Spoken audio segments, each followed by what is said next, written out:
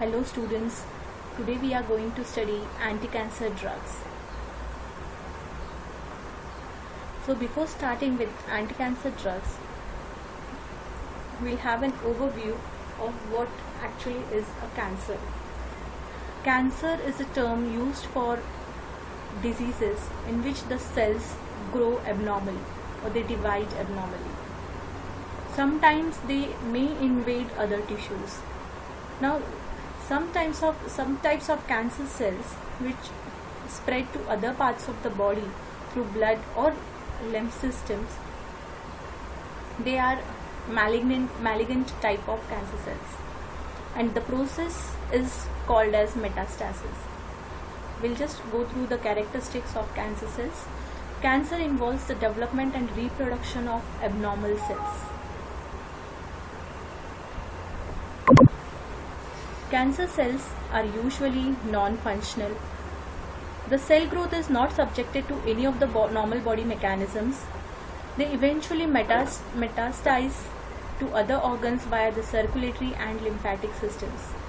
There are two types of tumors, benign tumors and malignant tumors. For benign tumors, you can see here in the picture, it is very small and slow growing. It is non-invasive also. That means it do not spread to other organs. Whereas the malignant tumor, they are large, they are fast growing, they invade other organism by the process known as metastasis. The example of benign tumor is breast cancer, and the example of malignant tumor is blood cancer. So before we know or we study anti-cancer drugs, we should know what a cell cycle is or how the cell divides. Now the cell division, it works in 4 phases. The first phase being G1 phase, then S phase, then G2 phase, then the mitotic M phase, and from the M phase the cell either moves to the G0 phase, which is a resting phase, or it may go to the G1 phase and the cell cycle continues. Now in a G1 phase, the nucleotides, the enzymes, the organelles, whatever required for the synthesis of a cell is synthesized in the G1 phase. That is why it is also called as growth phase, G1 phase. Then the cell moves to the S phase for DNA replication. Below the screen, at the screen, there is the process of DNA replication. We are not going to go in a biological detail of the replication, but we are going to study or overview DNA replication from the pharmacochemistry point of view. Now this is the topoisomerase enzyme which helps in unwinding of a DNA strand. Then the DNA is kept, the 2 strands are kept separated with the help of the enzyme helicase. Then comes into picture the DNA polymerase. The DNA polymerase is an enzyme which synthesizes a new strand for the DNA, which is known as a leading strand, and this way the DNA is replicated. Then from the S phase, once the DNA is replicated, the cell moves and to the G2 phase, where it prepares itself for the mitosis. It grows a bit and the cell moves to the M phase. The M phase is further divided into 4 phases: prophase, metaphase, anaphase and telophase. In the prophase, the microtubules are formed and they get attached themselves to the centromere of the chromosome. In the metaphase, the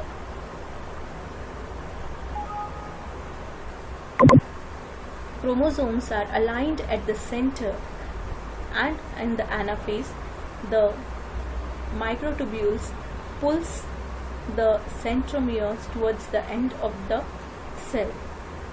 In the next phase, that is the telophase, the nucleomembrane starts developing and the cell is divided. Then the cell moves to the G0 phase for the resting purpose, or it may enter again into the G1 phase. This way the cell cycle continues. Alkylating agent is one of the important chemical class of anti-cancer drugs. The alkylating agents are namely nitrogen mustards, nitrosoureas, and DNA methylators.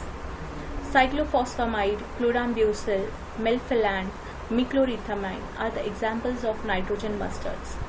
Carmustine, lomustine is an example of nitrosoureas. DNA methylators are dacarbazine, procarbazine. Now, alkylating agents, they provide alkyl groups. They replaces the hydrogen of a nucleophile by the alkyl group. In the DNA, they act bifunctionally. That means one drug molecule can bind to two different DNA strands and causing interstrand linking and cross-linking, which may lead to the incomplete DNA replication and ultimately cell arrest. Now, how do they do this? The alkylating agents, they form a bond with the N7 position of a guanine. Here in the DNA strand, you can see this cross link with the red color. Here the alkylating agent is forming a cross link or a covalent bond with the guanine molecule of the same strand or of the different strand. They are forming covalent bond, they are forming a cross link.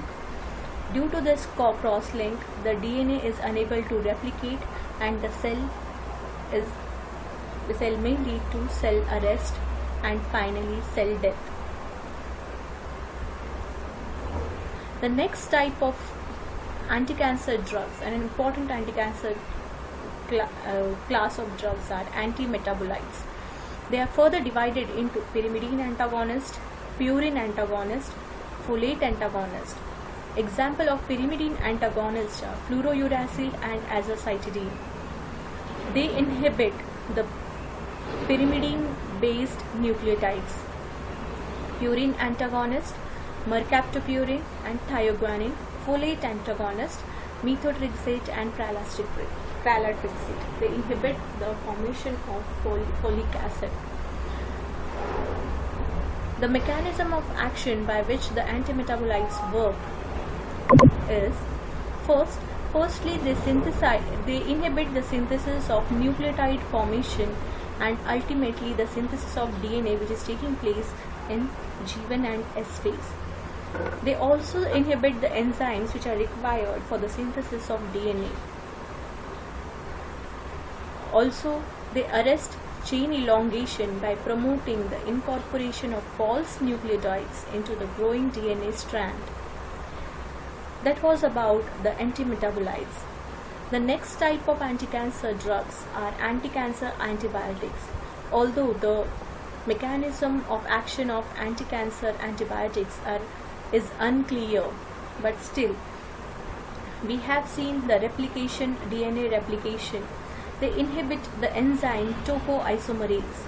Now topoisomerase, they are divided into two, topoisomerase 1 and topoisomerase 2. Topoisomerase cuts only one strand of the DNA, whereas topoisomerase 2 inhibits or cuts both the strands of the DNA. Thus DNA don't relax and therefore there is no replication.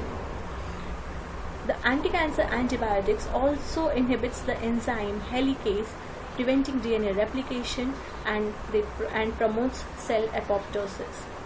These antibiotics also inhibit the enzyme DNA polymerase, which helps in the DNA synthesis.